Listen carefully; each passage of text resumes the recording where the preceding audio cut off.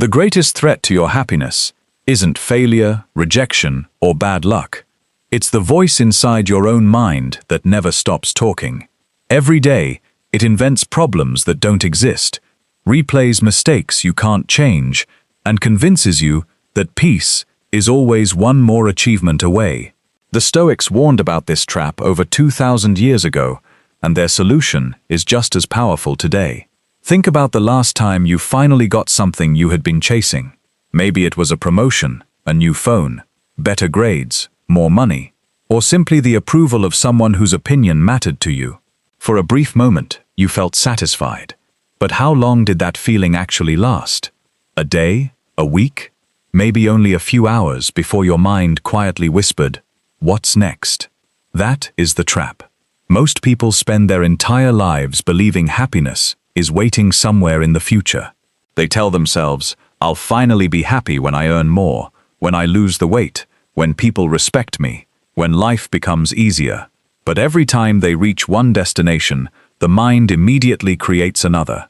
The finish line keeps moving, and they spend years running toward a happiness that never seems to arrive. The Stoics understood something that modern psychology continues to confirm. The greatest prison isn't built from walls.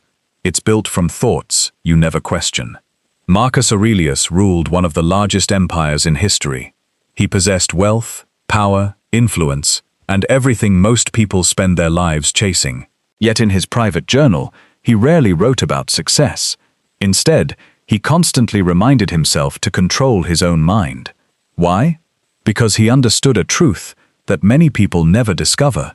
If you cannot govern your thoughts, nothing you achieve will ever feel like enough.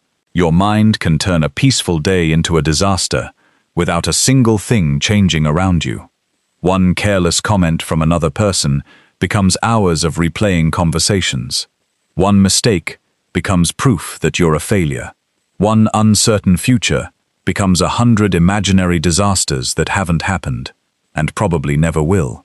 Overthinking is strange because it convinces you that you're solving problems when in reality, you're simply multiplying them. Imagine carrying a backpack. Every anxious thought is like placing another stone inside it. At first, you barely notice the weight. One worry about tomorrow, one regret from yesterday, one comparison with someone else's life, another fear about making the wrong decision. Eventually, the backpack becomes so heavy that every step feels exhausting. The tragedy is that most of those stones were never real to begin with. They were possibilities, assumptions, stories. Your mind created them, believed them, and then suffered because of them. The Stoic philosopher Epictetus taught that people are disturbed not by events themselves, but by the opinions they form about those events. Think about how often this happens in your own life. Someone doesn't reply to your message. Instead of waiting calmly, your mind starts writing a story. They're ignoring me. I must have said something wrong. They're upset with me. Hours later, you discover they were simply busy. Nothing actually happened. Only your imagination did. This is why overthinking is so dangerous. It steals your peace without needing any evidence. It doesn't ask for facts. It survives on assumptions. And the more you feed it, the stronger it becomes. The worst part is that overthinking often disguises itself as intelligence. It tells you that worrying means you're being responsible, that replaying every conversation means you're learning, that imagining every possible outcome means you're preparing yourself. But preparation has an ending. Overthinking doesn't. Preparation gives you clarity. Overthinking steals it. One helps you act, the other keeps you frozen. There is an important difference between thinking deeply and thinking endlessly. One leads to wisdom, the other leads to exhaustion. This is where many ambitious people become trapped. Ambition itself isn't the enemy. The Stoics never argued against improving yourself. They believed in discipline, excellence, and fulfilling your responsibilities. Marcus Aurelius didn't become emperor by avoiding hard work. Seneca didn't reject success. They understood that striving toward meaningful goals is part of living well. The danger begins when ambition quietly transforms into obsession, when your worth depends on achieving the next milestone. when every accomplishment loses its value the moment it's achieved, when rest feels like laziness, when happiness becomes something you'll allow yourself only after one more success, you've unknowingly handed your peace over to circumstances you cannot fully control. That's a dangerous bargain, because life will never stop presenting new challenges. There will always be another goal, another problem, another setback, another mountain waiting to be climbed.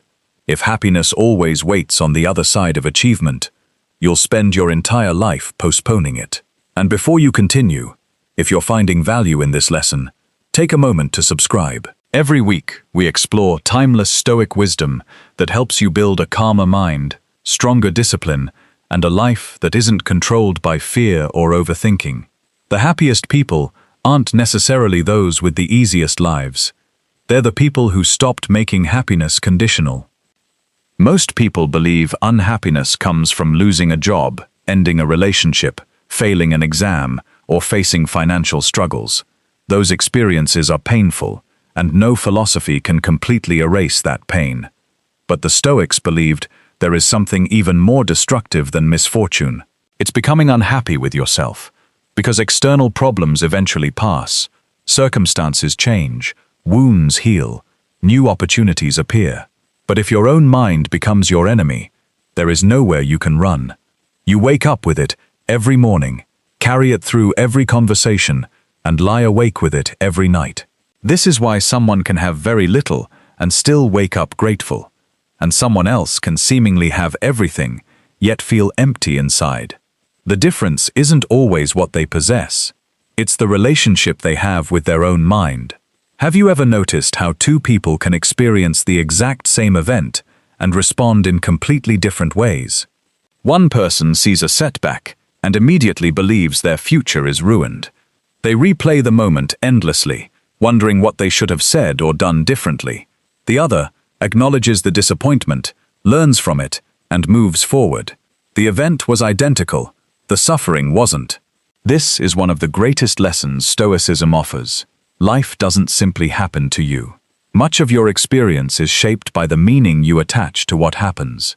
Your thoughts are constantly translating reality, and sometimes they're terrible translators. They exaggerate small problems until they feel overwhelming. They predict disasters that never arrive. They compare your ordinary days to someone else's carefully edited highlights. They convince you that everyone else has life figured out while you're somehow falling behind. But none of these thoughts are objective truths. They're interpretations. And interpretations can be changed.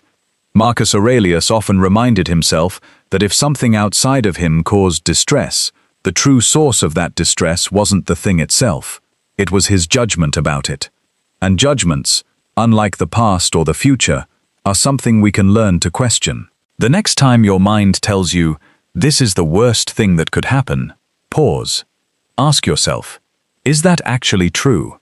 Or is your mind turning a single chapter into the entire story? Most of the time, you'll discover that your thoughts are speaking with far more certainty than the facts ever could. Overthinking feeds on certainty. Wisdom begins with questioning it. Another reason people remain trapped in overthinking is because they confuse constant mental activity with progress. If they think about a problem long enough, they believe they'll eventually solve it. But many of life's biggest questions don't become clearer through endless analysis. They become clearer through action. Think about how many hours people spend wondering whether they're good enough before applying for a job. How many relationships never begin because someone overanalyzes every possible outcome. How many dreams remain unfinished because the mind keeps waiting for perfect confidence. The Stoics would say that confidence doesn't come before action. It grows because of action. Every courageous decision weakens fear. Every small step proves your mind wrong. Every time you move, despite uncertainty, you teach yourself that discomfort isn't something to avoid. It's something you can survive. That is how freedom begins. Not when fear disappears, but when fear is no longer in charge. One of the simplest, yet most profound examples of this comes from everyday life. Imagine you're standing on the sidewalk as a taxi speeds toward you. You don't calmly debate whether you should move. You don't overthink it. You step back. That brief flash of worry protects you. It's useful. It's intelligent. Nature designed it that way. The Stoics never argued that all worry is bad. A small amount of concern keeps you alert. It reminds you to prepare, to pay attention, and to avoid unnecessary danger. The problem begins when that same survival instinct refuses to switch off. Instead of protecting you from a moving taxi, it starts protecting you from conversations that haven't happened, from failures that don't exist, from criticism nobody has spoken, from futures that may never arrive. Your mind begins reacting to imaginary threats with the same intensity it should reserve for real ones, and that's exhausting. Imagine trying to outrun a shadow. The faster you run, the faster it follows. That's what happens when you try to eliminate every uncertainty from your life. There will always be another what if, another reason to worry, another possible disaster your imagination can invent.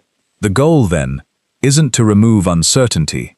It's to stop giving uncertainty control over your happiness.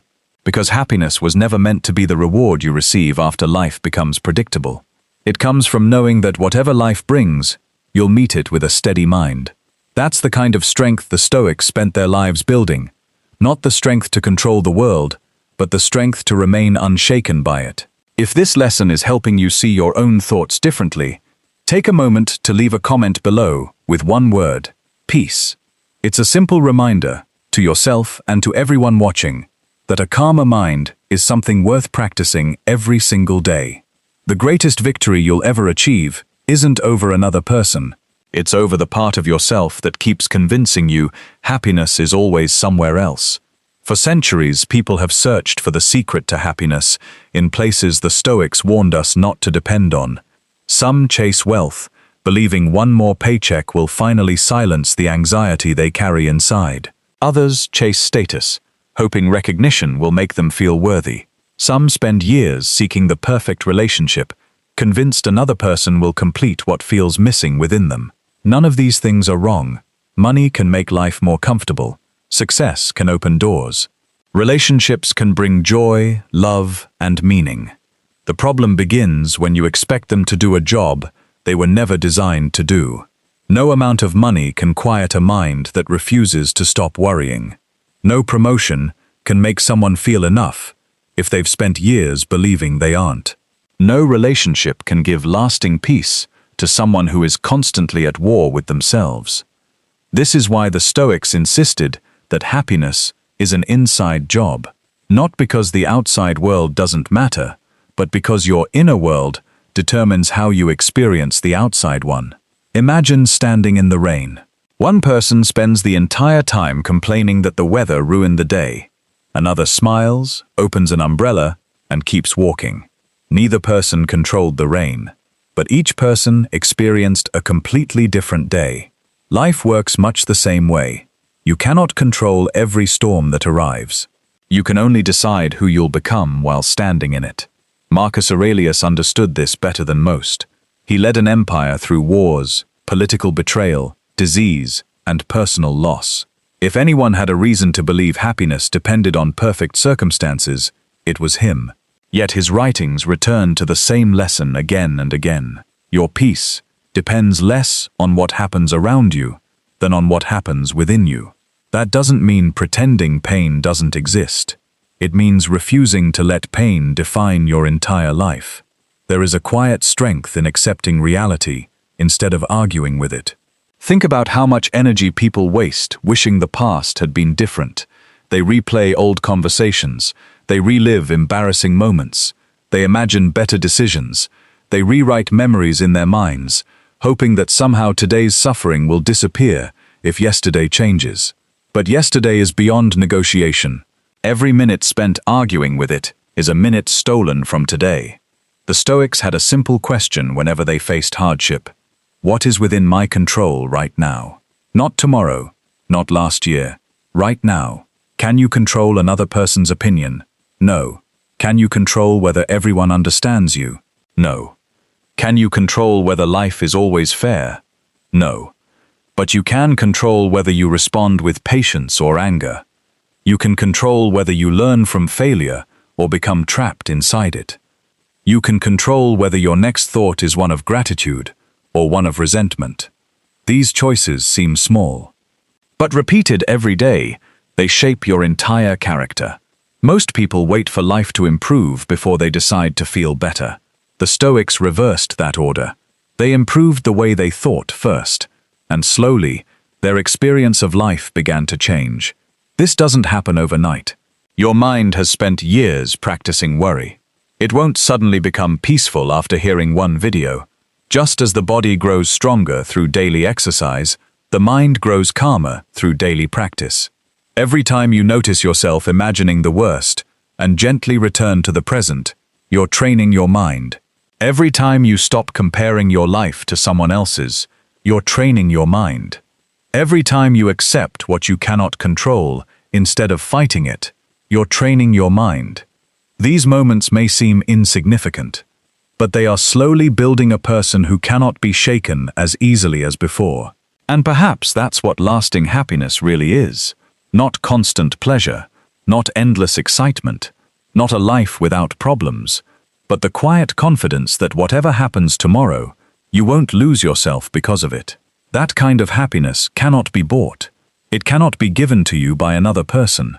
It cannot be taken away by a difficult day. It grows from within, one disciplined thought at a time. So the next time your mind begins racing toward the future or dragging you back into the past, remember this. You don't have to believe every thought you think. You don't have to solve every imaginary problem. You don't have to earn the right to be at peace. Sometimes the wisest thing you can do is simply return to this moment. Because life is happening here, not inside the stories your mind keeps inventing. If this video helped you see overthinking from a new perspective, make sure you subscribe and join us on this journey through Stoic philosophy. Every week, we explore timeless wisdom to help you build a calmer mind, stronger discipline, and a life that isn't controlled by fear, anxiety, or endless mental noise. And don't stop here. The next lesson may be the one that changes how you see yourself forever. Until then, remember the words that every Stoic tried to live by. You may not control everything that happens to you, but you can always choose the mind with which you meet it. This is the point where most people ask a question that has no easy answer. If overthinking is so harmful, why does my mind keep doing it? The answer is surprisingly simple. Because your mind isn't trying to make you happy, it's trying to keep you alive. Thousands of years ago, the people who constantly looked for danger were more likely to survive. They noticed the rustling in the bushes. They questioned unfamiliar sounds. They prepared for the worst. That instinct is still inside you. The problem is that your brain hasn't fully adapted to the modern world. Instead of scanning the forest for predators, it scans your future for problems. Instead of asking, "Is there a lion nearby?" it asks, "What if I fail? What if they reject me? What if I make the wrong decision? What if I never become successful enough?" Your survival instinct has become trapped in a world of imaginary threats, and that's why you can be sitting safely in your own room while your heart races as if you're facing real danger. The Stoics understood this long before neuroscience could explain it. They knew the mind had to be trained, because an untrained mind doesn't naturally move toward peace. It naturally moves toward fear. Think of your mind like a garden. If you never care for it, weeds don't ask permission before growing. Negative thoughts work the same way. They don't need an invitation. Comparison grows on its own. Fear grows on its own. Resentment grows on its own. Self-doubt grows on its own. Peace doesn't. Wisdom doesn't. Discipline doesn't. Those must be cultivated every single day. This is why Marcus Aurelius wrote reminders to himself every morning. He wasn't writing because he had mastered his mind forever. He was writing because he knew the battle would begin again when he woke up. And perhaps that's one of the most comforting lessons Stoicism offers. You don't have to become perfectly calm. You simply have to become a little calmer than you were yesterday. You don't have to eliminate every anxious thought. You only have to stop letting every anxious thought become your master. Real growth is rarely dramatic. It looks like pausing before reacting. It looks like taking one slow breath instead of speaking in anger. It looks like putting your phone down instead of comparing your life to someone else's. It looks like accepting that today doesn't have to be perfect to still be meaningful. These small victories often go unnoticed, but over time, they transform your entire character. One day you'll realize that the situation which once kept you awake all night barely disturbs you anymore. The criticism that once ruined your week now lasts only a few minutes. The uncertainty that once filled you with panic becomes something you quietly accept. Not because life became easier, but because you became stronger. And that's the kind of strength no one can take from you. The world will always be uncertain. People will disappoint you. Plans will fail. You'll lose things you wanted to keep, and you'll face moments you never expected. The Stoics never promised a life without suffering. They promised something far more valuable, that you could become the kind of person who remains steady, even when life is not. Because lasting happiness isn't built on perfect circumstances. It's built on a disciplined mind. A mind that knows when to think and when to let go. So today, don't try to silence every thought. Instead, ask yourself one simple question whenever your mind begins to race. Is this thought helping me live better, or is it only stealing the life that's happening right now? That single question has the power to interrupt years of unconscious overthinking, and sometimes that's all it takes. Not a dramatic transformation, not a completely different life, just one wiser thought replacing another. Because in the end, happiness isn't something you find at the end of the road. It's what begins to appear the moment you stop allowing your own mind to stand in the way. One final truth is worth remembering. Many people spend years searching for a technique that will permanently silence their mind. They believe that one book, one habit, or one breakthrough will make them immune to fear, doubt, or worry. But that isn't how the mind works. Even Marcus Aurelius had difficult days. Even Seneca admitted that he was still learning. Even Epictetus reminded his students that philosophy wasn't something you mastered once. It was something you practiced every day. The goal was never perfection. The goal was progress. Imagine someone learning to play the piano. The first time they sit down, every note feels awkward. Their fingers hesitate. They make mistakes over and over again. But after months of practice, something changes. The same keys, the same instrument, a completely different person playing it. Your mind works exactly the same way. Every time you choose gratitude instead of resentment, every time you choose action instead of endless hesitation, every time you choose acceptance instead of resistance, you're practicing. And practice always compounds. The changes may be invisible today, but 6 months from now, you'll respond differently to situations that once overwhelmed you. A year from now, you'll notice that your peace is no longer so fragile. 5 years from now, people may ask you how you remain so calm under pressure. They'll assume you were simply born that way. They won't see the countless moments when you quietly chose discipline over panic. That's the hidden nature of Stoicism. The greatest victories happen where no one is watching, inside your own mind.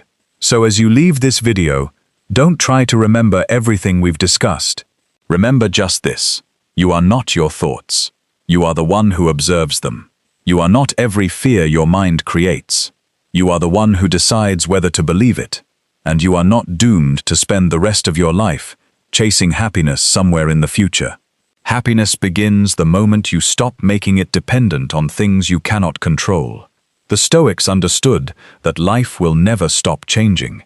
There will always be uncertainty. There will always be loss. There will always be challenges. But there can also be peace. Not because the world finally became quiet, but because your mind did. So the next time you catch yourself replaying the past or fearing the future, pause for just a moment. Take one slow breath. Look at where you are. Look at what you still have. Then remind yourself of this timeless Stoic truth. The present moment is the only place where life can ever be lived. Protect it, because every minute spent trapped in unnecessary worry is a minute stolen from a life you could have been fully experiencing. Thank you for spending these moments with me. If this message resonated with you, subscribe and join us as we continue exploring the timeless wisdom of Stoic philosophy. Each week, we uncover practical lessons that help you build resilience, discipline, and lasting inner peace in a world that constantly pulls your attention away from what truly matters. Until our next lesson, remember this: your greatest achievement will never be having a perfect life. It will be learning to keep a peaceful mind in an imperfect one.